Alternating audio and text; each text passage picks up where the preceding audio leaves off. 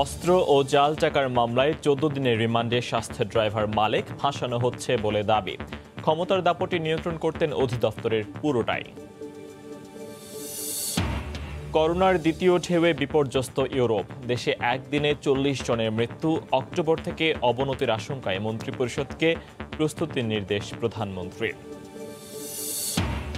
নারায়ণগঞ্জে মসজিদে বিস্ফোরণের ঘটনায় জামিন পেয়ে গেলেন তিতাসের ৮ কর্মকর্তা।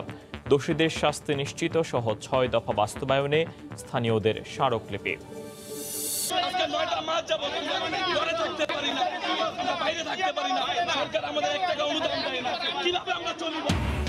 সৌদি আরবের টিকিটের জন্য রাস্তায় মরিয়া প্রবাসীরা। কারওয়ান বাজারে রাস্তা বন্ধ করে বিক্ষোভ, ফ্লাইট জটিলতা কাটানোর তাগিদ।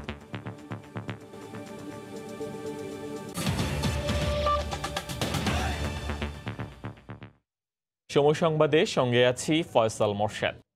অবৈধ অস্ত্র ও জাল টাকার মামলায় স্বাস্থ্য অধিদপ্তরের গাড়ি চালক আব্দুল মালেককে ৭ দিন করে মোট ১৪ দিনের রিমান্ডে দিয়েছেন আদালত। রাষ্ট্রপক্ষের আইনজীবী বলেছেন, প্রভাব খাটিয়ে অধিদপ্তরকে দুর্নীতির আখড়ায় পরিণত করেছেন তৃতীয় শ্রেণীর এই কর্মচারী। এদিকে ১ বছর আগেই তার দুর্নীতি অনুসন্ধানে মাঠে নামে দুদক।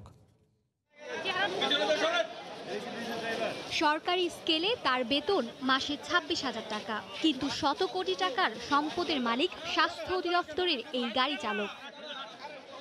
অস্ত্র ও বিশেষ ক্ষমতা আইনে করা ২ মামলায় সোমবার মালেককে আদালতে তুলে ১৪ দিনের রিমান্ড চায় তুরাগ থানা পুলিশ।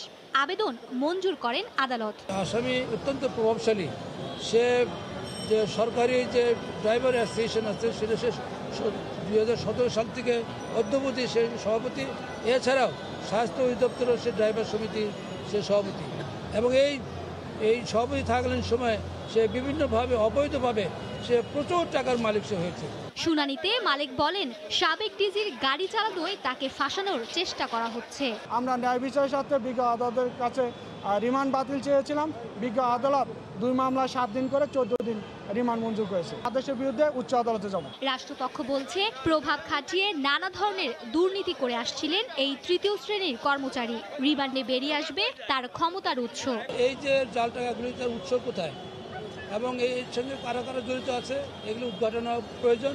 এবং একইভাবে অস্ত্র মামলাটি যে তার কাছ থেকে পাওয়া গেছে সেটা উৎসটা কোথায় এবং এই অস্ত্র মামলার সাথে আরও কারা কারা জড়িত আছে সেটা উদ্ঘাটন দরকার। এদিকে ড্রাইভার মালিকের দুর্নীতির সুনির্দিষ্ট প্রমাণ দুদকের কাছে আছে বলে জানিয়ে সচিব বলেন, ২০১৯ সাল থেকেই অনুসন্ধান চলছে। আজ থেকে ৫ দিন আগে জ্ঞাত বিরুদ্ধ সম্পদ অর্জন নোটিশ জারি করা হয়েছে। প্রাথমিক অনুসন্ধানে আমাদের টিম তার এবং তার স্ত্রীর নামে ঢাকায় ৭টি প্লট এবং সেই ৭টি প্লটে ৪টি বাড়ির সন্ধান পেয়েছে। অত অনুসন্ধানে এবং তার সম্পদ বিবরণ নোটিশ জারির পরে তিনি যে সম্পদ দিবেন সেটি যাচাই করে আরও সম্পদের তথ্য পাওয়া যেতে পারে। আব্দুল মালিকের রাজধানীর বাসায় অভিযান চালিয়ে একটি বিদেশি পিস্তল, একটি ম্যাগাজিন ও বেশ কয়েকটি গুলি উদ্ধার করে র্যাব। উদ্ধার করা হয় ১.৫ লাখ টাকার জাল নোট। র্যাব জানায়, অস্ত্রের মুখে জিম্মি করে কামারপাড়ায় অনেক বাসিন্দার কাছ থেকে জমি দখল করেছেন তিনি। মার্জিয়া মুমু, সময় সংবাদ, ঢাকা। ক্ষমতার দাপটে নিয়ন্ত্রণ করতেন স্বাস্থ্য অধিদপ্তরের পুরোটাই। গাড়ি চালকের প্রভাবের কাছে জিম্মি হয়ে পড়েছিলেন চিকিৎসক সহ বড় বড় কর্মকর্তারা। সাবেক ডিজির চালক আব্দুল মালেক গ্রেফতারের পর উঠে আসছে এমন সব অভিযোগ আর দুর্নীতির খতিয়ান। কেউ কেউ সাফাই গাইলেও তার প্রবল ক্ষমতার উৎস কি, এই প্রশ্নে মুখে কুলুপ এঁটেছেন তারা। রাশেদ লিমনের রিপোর্ট। আমি ডিজি হতে চাই না, আমার জীবনের শেষ ইচ্ছা আমি ডিজি ড্রাইভার হয়ে মারা যেতে চাই, চাকরি থেকে রিটায়ার্ড হতে চাই, ডিজি ড্রাইভার, আমি ডিজি হতে চাই না। আক্ষেপের কথা শোনাচ্ছিলেন এক চিকিৎসক। তার কথাতেই উঠে আসে কতটা প্রভাবশালী ছিলেন অধিদপ্তরের এই গাড়ি চালক। মালিক ড্রাইভারের জন্য আমরা কোনোদিন ডিজি অফিসে আসতে পারতাম না। মালিক ড্রাইভার আসলেই তার এই সাঙ্গভঙ্গ দিয়ে হয়রানি করতো, বা একটা কোনো কাজের জন্য আসলেও কাজটা হতো না। ওরা মালিকের সাথে যোগাযোগ করতে হবে, মালিককে টাকা না দিলে এখানে ফাইল নড়ে না। অর্থাৎ ডিজি অফিসটা মালিক ড্রাইভারের বাবার সম্পত্তি। স্বাস্থ্য অধিদপ্তরের নতুন চমক ড্রাইভার মালিক। অধিদপ্তরের দোরগড়া এই ক্যান্টিনটিও তিনি পারিবারিকভাবে পরিচালনা করতেন। ক্যান্টিনের কর্মচারীরা কিন্তু আবার স্বাস্থ্য অধিদপ্তরেরই কর্মচারী। এই বিলাসবহুল সরকারি গাড়িটিও নিজের ব্যক্তিগত কাজে ব্যবহার করতেন ড্রাইভার মালেক। পরিবারের 7 জন সদস্য এই স্বাস্থ্য অধিদপ্তরে কাজ করে। সহকর্মীরা অনেকেই মুখে কুলুপ এঁটেছেন, যারা কথা বলছেন তারাও গাইছেন গুণকীর্তন। তাহলে তার সেই ক্ষমতা বা টাকার উৎস কি ছিল, সেখানেই নীরব তার শুভাকাঙ্ক্ষীরা। মানুষ তো এমনি চলাফেরায় ভালো ছিল, মানুষের উপকার করতো, অনেকজনের চাকরি বাকরি দিয়েছে, একটা স্টাফের ছেলে মেয়ে লেখাপড়া অসুস্থ, আমি নিজে হাসপাতালে ভর্তি আছিলাম, লাইব্রেরি আমার লেগে 25,000 টাকা বানিয়েছি। এই দিক দিয়ে তারই আছে, উনি এই টাকা পাইতো কই? হয়তো উনি চাকরি করে নিজের বাড়ি আছে। আমরা তো শুনি না যে এত টাকা, অন্য মিডিয়া এসেন টিভিতে আসাতে আমরা দেখলাম। মালেকের মেয়ের জামাই অধিদপ্তরের ক্যান্টিন লিজ নিলেও এখনও তা পরিচালনা করা হয় সরকারি বেতনভুক্ত কর্মচারী দিয়ে। মানুষ সময় বিজি থাকলে বসে না, পরিচিত থাকলে। তাই স্বাভাবিকভাবেই প্রশ্ন জাগে, মালেকের এত ক্ষমতার উৎস কি? যদি কোনো অধস্তন কর্মকর্তা যদি প্রবল প্রতিপত্তি সম্পন্ন হয়, তাহলে বুঝতে হবে যে সেই কার্যালয়ের যে সর্বোচ্চ আসনে যিনি আছেন তার আশ্রয় প্রশ্রয় থাকে, এইটাই স্বাভাবিক। তার যে সীমাহীন দুর্নীতি পাওয়ার যে প্রসিডিওর যে নিয়ম আছে, এই নিয়মে তো ছাড় পাওয়ার কোনো সুযোগ এখানে নাই। আরও যারা আছে তাদের ব্যাপারে অনুসন্ধান করার বোধ একটা প্রক্রিয়ার মধ্যে আছে। আব্দুল মালিকের মেয়ে ও ভাই অধিদপ্তরের অফিস সহকারী পদে, ভাতিজা ও এক নিকট আত্মীয় অফিস সহায়ক পদে, ভাগ্নে ও ভাইরা ড্রাইভার ও বড় মেয়ের জামাতা ক্যান্টিন পরিচালনা করছেন। রাশেদ লিমন, সময় সংবাদ, ঢাকা। করোনা প্রসঙ্গ। করোনার দ্বিতীয় ঢেউয়ে বিপর্যস্ত ইউরোপ। আবারও বিধি নিষেধ আরোপ করা হচ্ছে ফ্রান্স, স্পেন, যুক্তরাজ্য সহ অনেক দেশেই। নতুন করে আক্রান্তের হার বাড়ায় উদ্বেগে রয়েছেন প্রবাসীরা। ফ্রান্স থেকে বিস্তারিত জানাচ্ছেন লুৎফুর রহমান বাবু। ফ্রান্স, স্পেন, যুক্তরাজ্য সহ ইউরোপের কয়েকটি দেশে করোনা পরিস্থিতি আবারও বেশ ভয়াবহতার দিকে যাচ্ছে। আক্রান্তের হার বেড়েছে আগের তুলনায় অনেক বেশি। পরিস্থিতি এতটাই ভয়াবহ যে ফ্রান্সের অনেকগুলো শহরে কর্তৃপক্ষ বেশ কড়াকড়ি বিধিনিষেধ আরোপ করতে বাধ্য হয়েছে। এদিকে ফ্রান্সের বাংলাদেশি কমিউনিটিতেও এখন প্রতিদিন প্রবাসী বাংলাদেশিরা আক্রান্ত হচ্ছেন করোনা ভাইরাসে।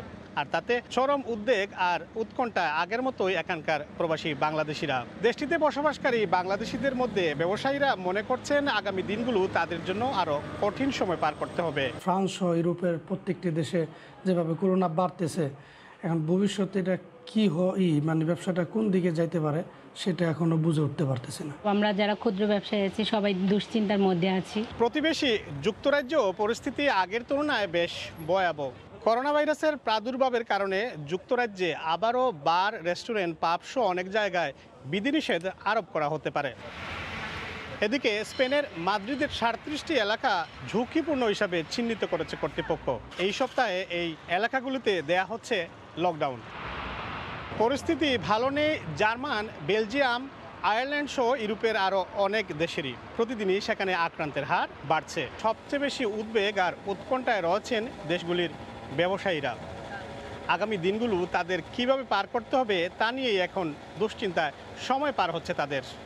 অমলুৎফান বাবু, সময় সংবাদ, প্যারিস। ইউরোপের করোনা পরিস্থিতি নিয়ে জানাতে এই মুহূর্তে জার্মানির বার্লিনে আছেন সহকর্মী বিট্টু বড়ুয়া। সরাসরি যুক্ত হচ্ছি তার সঙ্গে। বিট্টু, আপনি জানেন যে আসলে এই যেন সুখের গড়ে দুঃখের আগুনের মতো অবস্থা। অর্থাৎ আপনি জানেন যে ফয়সাল, গত কয়েকটা দিন কিন্তু আমরা ভালো ছিলাম, কিন্তু হঠাৎ করে নতুন করে করোনার সংক্রমণ কিন্তু আবারও বাড়তে শুরু করেছে।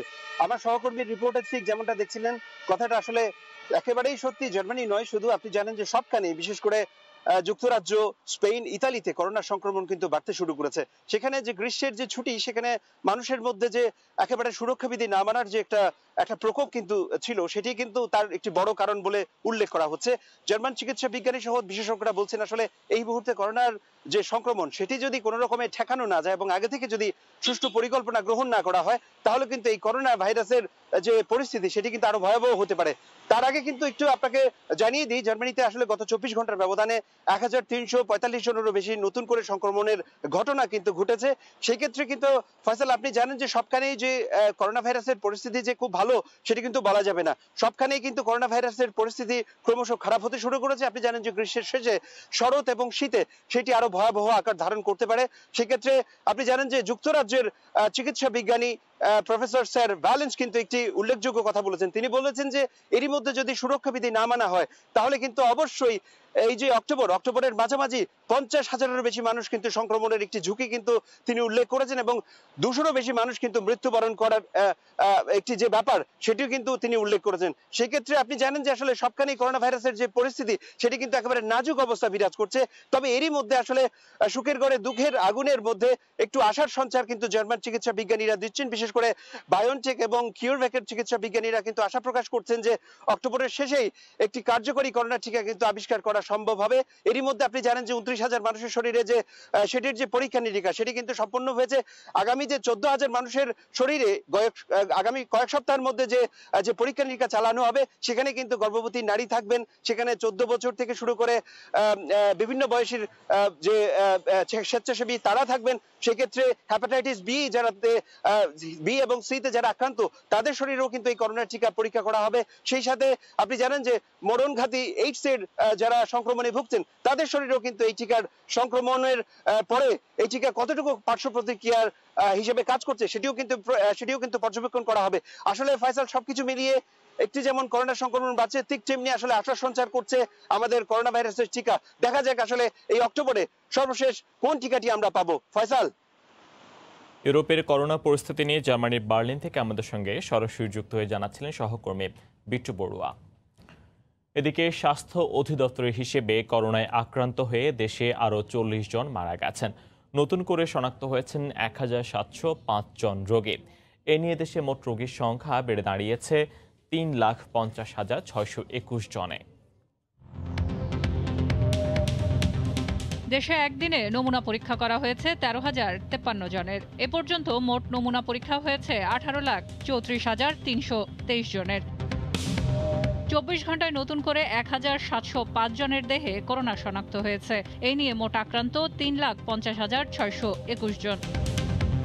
24 ঘন্টায় মারা গেছেন 40 জন। এ পর্যন্ত করোনা আক্রান্তে মারা গেছেন 4,979 জন। করোনা থেকে 24 ঘন্টায় সুস্থ হয়েছেন 2,179 জন। মোট সুস্থ হয়েছেন 2,58,717 জন।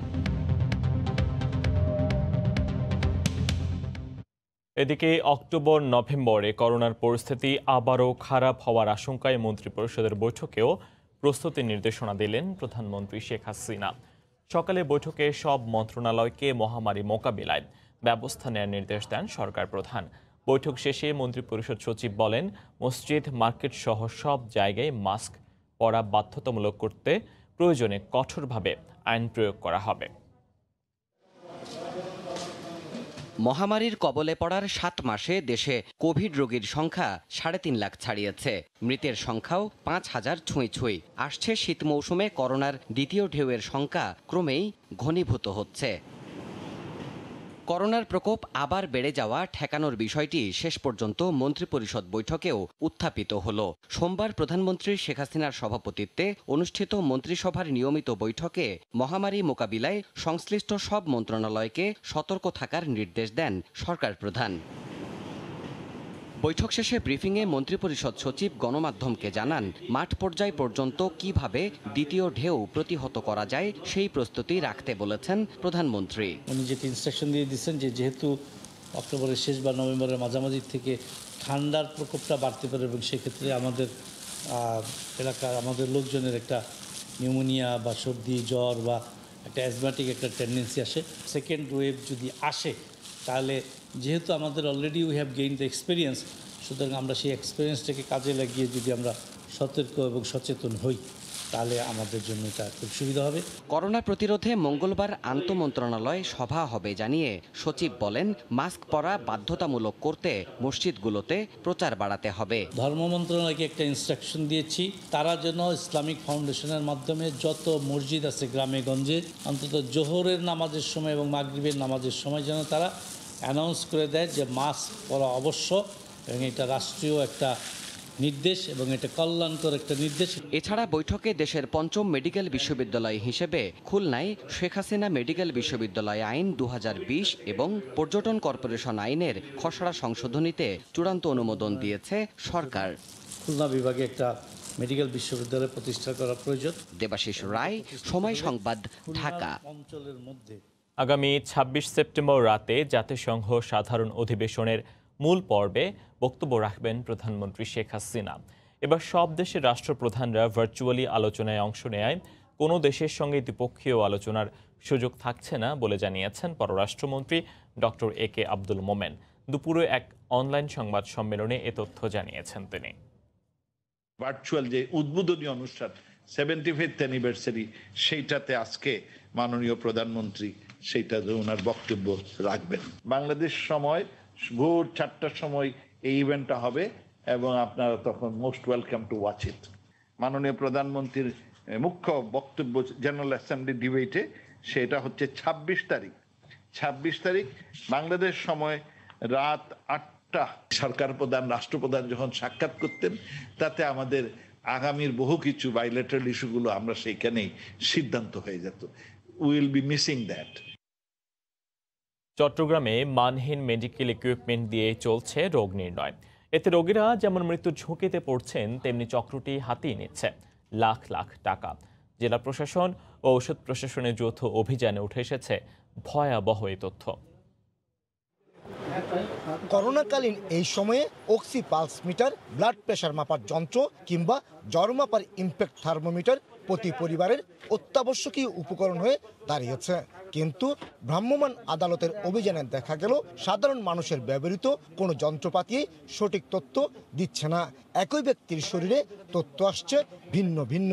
একজন মানুষেরই আপনার ডিফারেন্ট রিডিং দিচ্ছে, তো যার ফলে বুঝতে পারতেছে যে যন্ত্রপাতিগুলো আপনার 2 নম্বর এবং এগুলা দিয়ে আপনি আপনার মানুষকে আপনার ঠকাচ্ছে, তো যার ফলে আমরা তাদেরকে শাস্তির আওতায় নিয়ে আসতেছি। এসব যন্ত্রপাতি বিদেশ থেকে আমদানি করা হয়েছে বলে দাবি দোকান মালিকদের, কিন্তু আমদানি কিংবা সরকারের অনুমোদন সংক্রান্ত কোনো কাগজেই দেখাতে পারেনি তারা। এগুলো চাইনা মাল, এগুলো কোম্পানি থেকে আমরা পারচেজ করি, যারা ওদের কপি সহ তো আছে, সবগুলিতে কপি সহ আছে। আর এগুলো হচ্ছে জাপান, অরিজিনাল জাপান LPK2, এগুলো তো সব মানসম্মত। আমরা জিনিসগুলো আমরা নিজেরাই ইম্পোর্ট করি না, আমরা ঢাকা থেকে ইম্পোর্টার পাড়ি থেকে আমরা কিনে এখানে আমরা বিক্রি করি। অতি গুরুত্বপূর্ণ এসব যন্ত্রপাতির ভুল রিপোর্টে বিভ্রান্ত হচ্ছেন রোগীরা, এতে মৃত্যুর ঝুঁকিও বাড়ছে। আমরা এখানে এসে দেখলাম যে পালস অক্সিমিটার এগুলো কোনো সরকারের বা ওষুধ প্রশাসন অধিদপ্তরের কোনো অনুমোদন নাই, তারা আমাদেরকে দেখাতে পারেনি। তারপর আমরা ফিজিক্যালি টেস্ট করে দেখলাম একবার এক রকম অক্সিজেনের রিডিং দিচ্ছে, কখনো 99 দিচ্ছে, কখনো 97 দিচ্ছে। তারপর ব্লাড প্রেশার মেশিন 2 নম্বর পাওয়া গেছে, হুবহু 2 নম্বর, তারা চায়না থেকে ইম্পোর্ট করছে বলছে, কোনো কাগজপত্র দেখাতে পারেনি। নগরীর হাজারীগলি, কেসিদে রোড এবং মেডিকেল এলাকায় অন্তত 100 ব্যবসা প্রতিষ্ঠান আছে যাদের বিরুদ্ধে এই ধরনের মানহীন মেডিকেল ইকুইপমেন্ট বিক্রির অভিযোগ রয়েছে। কমল দে, সময় সংবাদ, চট্টগ্রাম। রাজধানীর কাজীপাড়ায় নিম্নমানের পালস অক্সিমিটার, অনুমোদনহীন টেটানাস ভ্যাকসিন ও জন্ম নিরোধক পিল পাওয়ায় 6টি ওষুধের ফার্মেসিকে 2,30,000 টাকা জরিমানা করেছেন র্যাবের ভ্রাম্যমাণ আদালত। বিকেল ঔষধ প্রশাসন অধিদপ্তরের সহযোগিতায় র্যাবের একটি ভ্রাম্যমাণ আদালত এই অভিযান পরিচালনা করেন। এ সময় লাইসেন্সবিহীন ও মানহীন ওষুধ ছাড়া বিভিন্ন প্রকার ওষুধ পান ভ্রাম্যমাণ আদালত। ওষুধ প্রশাসনের কর্মকর্তা নাহিন আল আর্ম জানান, মানহীন পালস অক্সিমিটার যে কোনো রোগের জন্য হুমকি হতে পারে। এছাড়া অনুমোদনহীন জন্ম নিরোধক পিল ও ভ্যাকসিন জনস্বাস্থ্যের জন্য ব্যাপক ক্ষতির কারণ হতে পারে।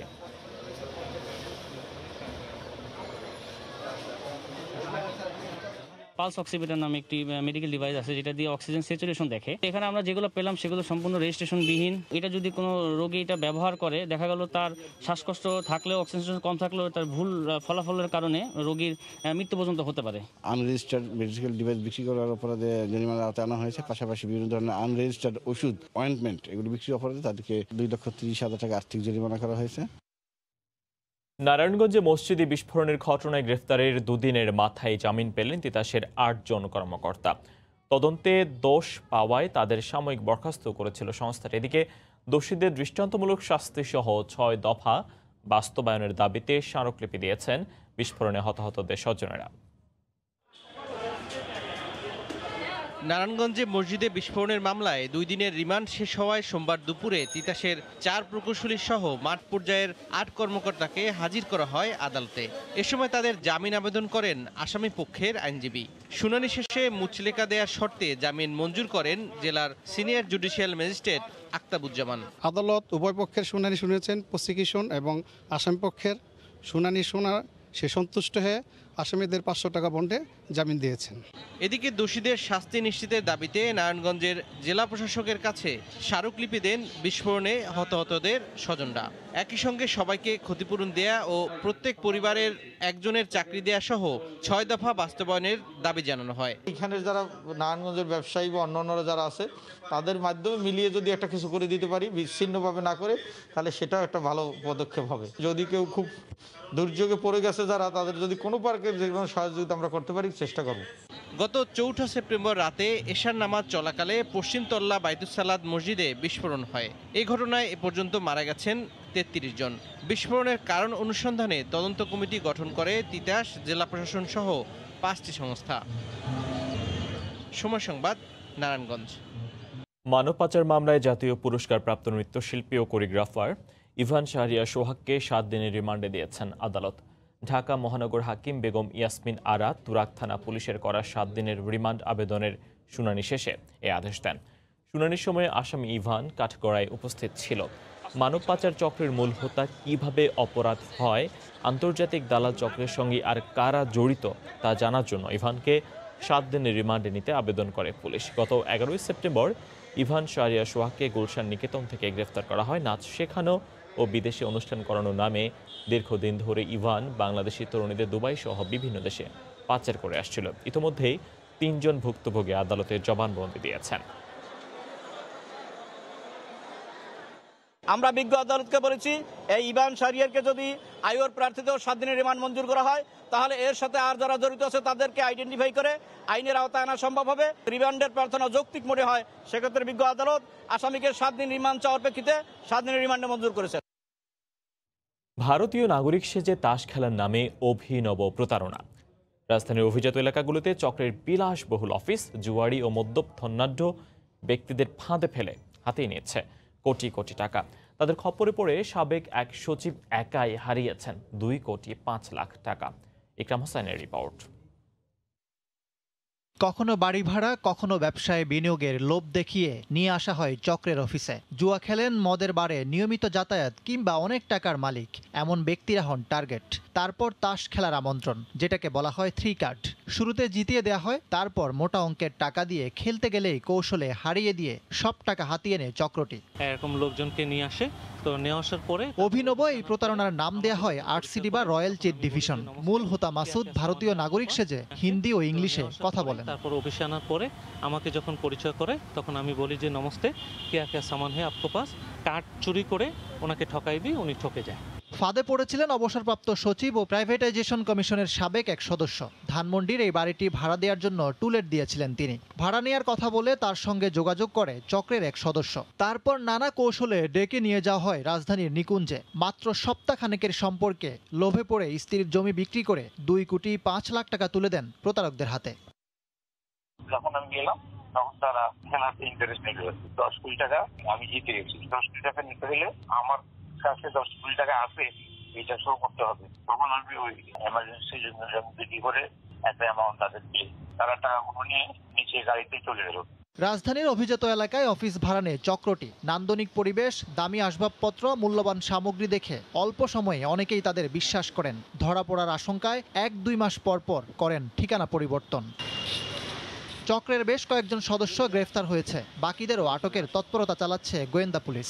যারা নানাভাবে অনেক টাকার মালিক হয়েছেন, এরকম বয়োজ্যেষ্ঠ মুরব্বীদেরকে ওনারা টার্গেট করেন। কেসিনিউ না হলেও মদ পান বারে যাওয়ার একটা সম্পর্ক আছে বলে আমরা প্রাথমিকভাবে পেয়েছি। প্রতারকরা ধরা পড়ছেন বটে, তবে একই ব্যক্তির কয়েকটি মোবাইল সিম ব্যবহার ও বাড়ি ভাড়া দেওয়ার ক্ষেত্রে আইনের যথাযথ প্রয়োগ নিয়ে রয়ে গেছে প্রশ্ন। একত্রে পানাহার করতে করতে। ইকরাম হোসাইন, সময় সংবাদ, ঢাকা। 30 বছর আগে রাজধানী সিদ্ধেশ্বরীতে সগীরা মোর্শেদ হত্যা মামলায় তার ভাসুর সহ 4 জনের বিরুদ্ধে অভিযোগ গঠন পিছিয়ে 7 অক্টোবর নির্ধারণ করেছেন আদালত। আজ 3 আসামিকে কারাগার থেকে আদালতে আনা হলেও আরেক আসামি নিহত সগীরের ভাসুর ডাক্তার হাসান আলী চৌধুরী অসুস্থ থাকায় আদালত শুনানির দিন পিছিয়ে দেন। এদিন মহানগর দায়রা জজ কে এম ইমরুল কায়েসের আদালতে মামলার 4 আসামির বিরুদ্ধে অভিযোগ গঠন করার কথা ছিল। সগীরা মোর্শেদ 1989 সালে ভিকারুন্নেসা নূন স্কুল থেকে মেয়েকে আনতে যাওয়ার পথে সিদ্ধেশ্বরী রোডে পৌঁছালে মোটরসাইকেলে আসা ছিনতাইকারীরা তার হাতে থাকা সোনার চুড়ি ছিনিয়ে নেওয়ার চেষ্টা করে। এ সময় তিনি দৌড় দিলে তাকে গুলি করা হয়।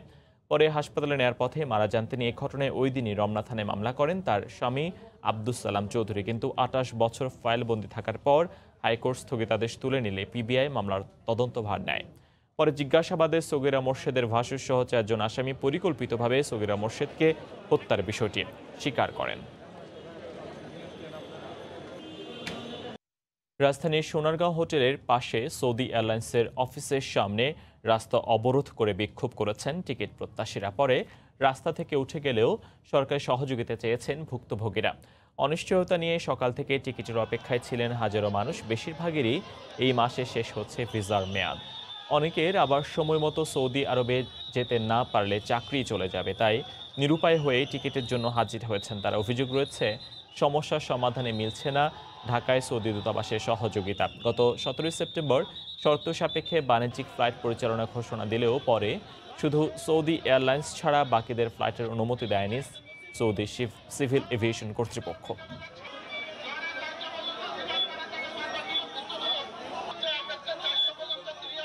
সামনের মাসে 15 তারিখে 20 তারিখে আমাদের টিকেটের ম্যাচ শেষ হয়ে যেতেছে, 30 তারিখে আমাদের বিষয় ক্যান্সেল হয়ে যেতেছে। এখন আমরা ওই টিকিট দিয়ে আমরা কি করব? কথা বলার জন্য স্যার আমাদেরকে কথা বলার সুযোগ দিচ্ছে না, পিঠে বাইর করে দিচ্ছে। এখানে পুলিশ রাস্তা দাঁড়িয়েছি, আমাদেরকে স্যার পুলিশে মারতেছে। আমাদের বসে বলছে সব ওপেন আছে, তোমরা 30 তারিখে চলে আসো। আমরা একটা অনুরোধ সরকার জানাই যে আমাদের জন্য 30 তারিখে ফ্লাইট যেন আমাদের অনিবার্য করে দেয়। আপনারা আমাদের উপর ক্ষেপে তো লাভ নাই। ফ্লাইট যদি আমাদের থাকে আমরা অবশ্যই সবাইকে নিব, যেটা আমাদের ফ্লাইট আছে এর বেশি তো আমরা নিতে পারবো না। ফ্লাইট জটিলতায় সৌদি আরবে ফিরতে পারছেন না প্রবাসীরা। টিকিটের জন্য তারা কারওয়ান বাজার এলাকায় রাস্তা বন্ধ করে বিক্ষোভ করেছেন। এই মুহূর্তে সোনারগাঁও হোটেলের সামনে আছেন সহকর্মী শাহরিয়া জামান দীপ। সরাসরি যাচ্ছি তার কাছে। দীপ, ফয়সাল, টিকিট প্রত্যাশীরা সকাল থেকে যারা ছিল তারা কিন্তু এখনও আসছে এবং তাদের যে সমস্যাটি হয়েছিল সেই সমস্যাটি কিন্তু এখনও সমাধান হয়নি। যদিও এখানকার যারা কর্তৃপক্ষ রয়েছে এবং এই মুহূর্তে যদি আমি একটু দেখাতে চাই, আইন শৃঙ্খলা বাহিনীর সদস্যরা কিন্তু তাদের সাথে কথা বলছে এবং তারা কিন্তু এখনও এই সোনারগাঁও হোটেলের যে মূল গেটটি রয়েছে সেই মূল গেটে এখানে অবস্থান করছে। তারা যেটি বলছে যে তাদের বেশিরভাগ যারা এখানে রয়েছে তাদের কিন্তু এই 30 তারিখে ভিসা শেষ হয়ে যাবে। এই 30 তারিখের মধ্যে যদি তারা যেতে না পারে সেক্ষেত্রে একটি বিড়ম্বনার সম্মুখীন হবে এবং তারা বলছে অনেক ক্ষেত্রে তারা যেসব প্রতিষ্ঠানে কাজ করতো সেখানেও তারা চাকরি হারাবে বলে তাদের একটি আশঙ্কা রয়েছে। আরেকটি বিষয় জানিয়ে রাখি যে আজকে কিন্তু এখানে টিকিট দেওয়া হচ্ছে এবং আজকে আমরা যেটি জানতে পেরেছি যে 29 তারিখে টিকিট দেওয়া হচ্ছে এবং এখানে যারা এয়ারলাইন্স কর্তৃপক্ষ আছে তারা আমাদেরকে যেটি বলেছে যে তাদের সপ্তাহে 2টি করে ফ্লাইট যাচ্ছে এবং প্রত্যেকটি ফ্লাইটে তারা 260 জনের মতো করে নিতে পারছে।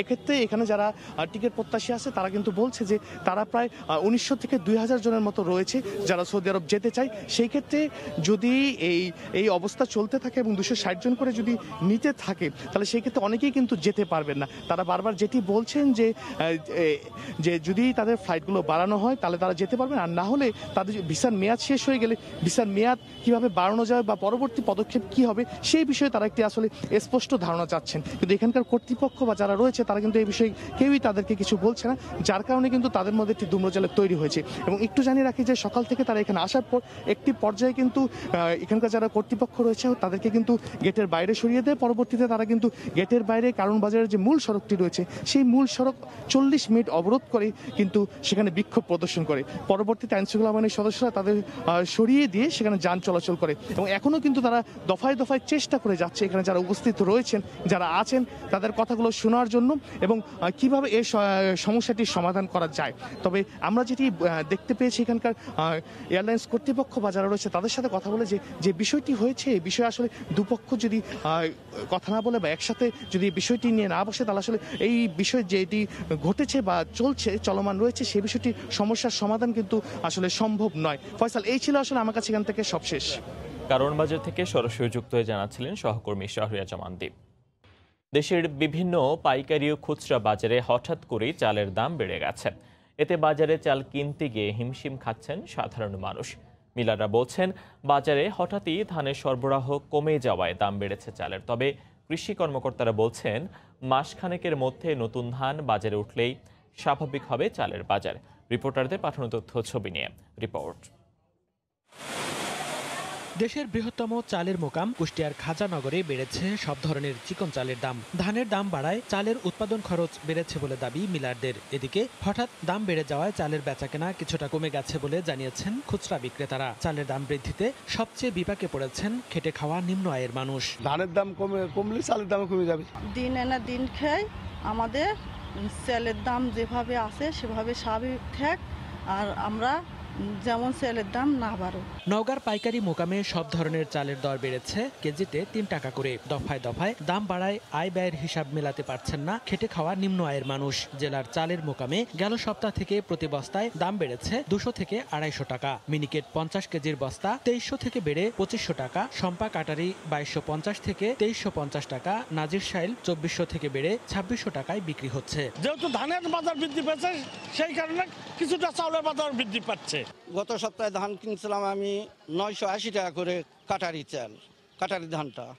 সেই ধান গতকালকে আমি কিনেছি 1100 টাকা দাম। তো প্রত্যেক দফায় দফায় যদি ধানের দাম যদি বাড়ে, আমরা নিয়ে আসা প্রোডাকশন করে এসব নিয়ে যা বিক্রি করব কিভাবে? তবে মাসখানেকের মধ্যে নতুন ধান উঠলে চালের বাজার স্থিতিশীল হবে বলে জানিয়েছেন কৃষি কর্মকর্তারা। ধানের দাম ভালো, এই কারণে কৃষক ধান চাষে আগ্রহী। নতুন ধান নামলে চালের দাম কমবে স্বাভাবিক। চলতি মৌসুমে সরকার মিলারদের কাছ থেকে 36 টাকা কেজিতে চাল এবং কৃষকদের কাছ থেকে 26 টাকা কেজি দরে ধান সংগ্রহ করে। মনিরুজ্জামান প্রান্ত, সময় সংবাদ। পানির দামে পাট কিনতে সরকারকে দিয়ে রফতানি বন্ধ করানোর ষড়যন্ত্র করছে মিল মালিকরা। এমন অভিযোগ করে বাংলাদেশ জুট অ্যাসোসিয়েশন ও শিপার্স কাউন্সিল সংবাদ সম্মেলনে জানিয়েছে, সরকারি মিল বন্ধ হওয়ায় এমনিতে কমে গেছে 13 লাখ বেল কাঁচা পাটের চাহিদা। এমন অবস্থায় রফতানি বন্ধ বা শুল্ক আরোপের ফলে নষ্ট হবে অব্যবহৃত পাট। এর ফলে দাম না পেয়ে কৃষক পাট চাষ বন্ধ করে দেবে বলেও মত তাদের। কিছুদিন আগেই বন্ধ হয়েছে সরকারি সব পাটকল, ঘুরছে না কারখানার চাকা। ব্যবহার না থাকায় কমপক্ষে 13 লাখ বেল কাঁচা পাটের চাহিদা কমেছে জানিয়ে বাংলাদেশ জুট অ্যাসোসিয়েশনের দাবি, রপ্তানি না হলে নষ্ট হবে সব পাট, দাম কমে নামবে তলানিতে। ক্ষতির মুখে তো বটেই, আগামী বছর থেকে পাট চাষেও আগ্রহ হারাবে কৃষক। এর উল্টো হিসেব জমা দিয়ে সম্প্রতি বস্ত্র ও পাট মন্ত্রণালয়ে পাট রপ্তানির উপর শুল্ক আরোপ ও রপ্তানি বন্ধের সুপারিশ করে আবেদন জমা দিয়েছে Bangladesh jute spinners association BJMA। এই প্রস্তাবের বিরোধিতা করেই সোমবার সংবাদ সম্মেলন করে বাংলাদেশ জুট অ্যাসোসিয়েশন ও শিপার্স কাউন্সিল। কাঁচা পাট রপ্তানি বন্ধের কারণে প্রয়োজনীয় কাঁচা পাটের অভাবে বিদেশে অনেক জুট মিল বন্ধ হয়ে যাওয়ায় আমাদের বৈদেশিক বাজার 28 থেকে 30 লক্ষ বেল হতে নেমে 8 থেকে 9 লক্ষ বেলে সংকুচিত হয়েছে। নতুন করে রপ্তানি শুল্ক আরোপিত হলে আমাদের এখন যতটুকু কাঁচা পাটের আন্তর্জাতিক বাজার আছে তাও আর থাকবে না। ভুল তথ্য দিয়ে সরকারকে বিভ্রান্ত করা হচ্ছে এমন অভিযোগ করে তারা বলেন, রপ্তানি বন্ধ করে পানির দামে পাট কেনার ষড়যন্ত্র করছেন মিল মালিকরা। পাটের ন্যায্য মূল্য না পেলে পাটের দিন আপনার চাষ বন্ধ হয়ে যাবে। যেই বছর পাটের ন্যায্য মূল্য পায়, উৎপাদন খরচের সাথে সামঞ্জস্য রেখে যদি চাষিরা পাটের মূল্য পায়, তারপরের বছর পাট উৎপাদন বাড়ায়। সরকারকে যেভাবে বুঝিয়ে শুনিয়ে ওনারা কিন্তু সাকসেসফুল হয়ে গেছেন। এক প্রমাণ বিগত 4-5 রপ্তানি বন্ধ। BJMA স্পিনাররা মনোবলি করতে চান। এখন রজত এক্সপোর্টাররা বলে যাক বিলিয়ন শেষ, বাস আমাদেরকে এখন আমি যে দামে পাট সেই দামে দিতে হবে। চারিদিক দিয়ে ওনারা লাভ পেতে চান। অতিরিক্ত রপ্তানির কারণে যেন মিলে পাটের অভাব না হয়, আবার অতিরিক্ত উদ্বৃত্তের কারণে যেন দাম পড়ে না যায়, সে পদক্ষেপ নেয়ার ব্যাপারে সরকারকে আহ্বান জানান বক্তারা।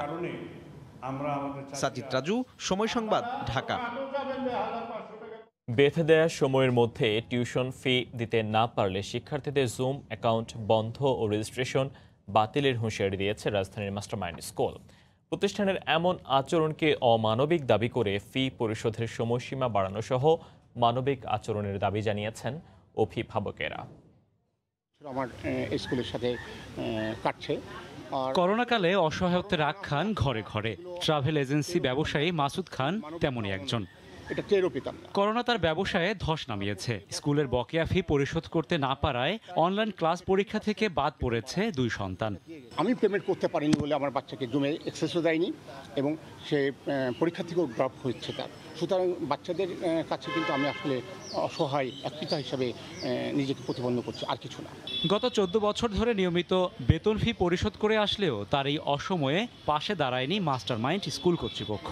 করোনা না হলে আসলে এগুলো আসলে আমরা টেরও পেতাম না যে একটা স্কুল মানবিক না অমানবিক। প্রতি বছর প্রায় 7 থেকে 10% বেতন বাড়াচ্ছে, আমরা কিন্তু ওটা দিয়ে গেছি। আমরা কখনো তাদেরকে বলিনি যে আমাদেরকে 1 টাকা কমাও। যেহেতু আমি ট্রাভেল এজেন্সির ব্যবসা করি, আমাদের ব্যবসা অলরেডি মার্চ থেকেই শাটডাউন হয়ে গেছে।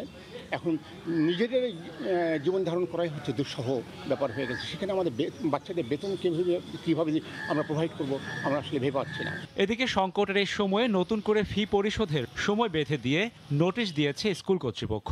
আগামী 24 সেপ্টেম্বরের মধ্যে বকেয়া পরিশোধ করতে না পারলে শিক্ষার্থীদের জুম অ্যাকাউন্ট ডিঅ্যাক্টিভেট সহ রেজিস্ট্রেশন বাতিল হবে বলে নোটিশ দেওয়া হয়েছে। স্কুল কর্তৃপক্ষের এমন সিদ্ধান্তকে অমানবিক দাবি করে সংবাদ সম্মেলন করেছে স্কুলটির অভিভাবক ফোরাম। স্পষ্টভাবে উল্লেখ করা আছে যে আগামী 24 সেপ্টেম্বরের মধ্যে যদি পেমেন্ট না করা হয় তাহলে এই যে জুম অ্যাকাউন্ট যেটা আছে সেই জুম অ্যাকাউন্ট তারা ডিঅ্যাক্টিভ করে দিবেন এবং স্কুল রেজিস্টার থেকে আমাদের নাম্বার দিয়ে দিবেন। বিগত বছরগুলোতে আমরা 6 মাস ইচ্ছা করলে বেতন তখন দিতে পারতাম, কিন্তু দুঃখজনক হলো এই করোনাকালীন সময়ে তারা 2 মাসের বেতনের জন্য আমাদেরকে ভীষণ একটা চাপ দিয়ে দিয়েছে। এদিকে অভিভাবকদের অভিযোগের বিষয়ে স্কুল কর্তৃপক্ষের বক্তব্য নিতে গিয়ে দীর্ঘক্ষণ অপেক্ষা করেও কারো দেখা পায়নি সময় সংবাদ। রাশেদ বাপ্পি, সময় সংবাদ, ঢাকা। মিরপুর শেরেবাংলা জাতীয় স্টেডিয়ামে দ্বিতীয় দিনের মতো দলীয় অনুশীলন করেছেন ক্রিকেটাররা। স্কিল ক্যাম্পে আজও অনুশীলনে অংশ নিয়েছেন 16 জন ক্রিকেটার। 27 জন সদস্যের দলের বাকিরা আছেন আইসোলেশনে। সবাই করোনা নেগেটিভ হলেও 2 জন ক্রিকেটারের কিছু উপসর্গ থাকায় তাদের আইসোলেশনে পাঠানো হয়েছে। এই 2 জনের সংস্পর্শে থাকা ক্রিকেটাররাও মিরপুর একাডেমিতে আইসোলেশনে আছেন। আগামীকাল তাদের আরও একবার করোনা টেস্ট হওয়ার কথা রয়েছে। দুপুর 2টায় অনুশীলনে নামেন তামিম মুশফিকরা। 2 দলে ভাগ হয়ে শুরুতে ফুটবল খেলেছেন তারা। এরপর নির্দিষ্ট দূরত্ব বজায় রেখে রানিং ও ফিল্ডিং করেছেন রাসেল ডমিঙ্গো শিষ্যরা। পরে নেটে ব্যাটিং করেন তামিম, মুশফিক, লিটন ও সাদমান। শ্রীলঙ্কা সফর নিয়ে চূড়ান্ত সিদ্ধান্ত আসার সম্ভাবনা রয়েছে আজ।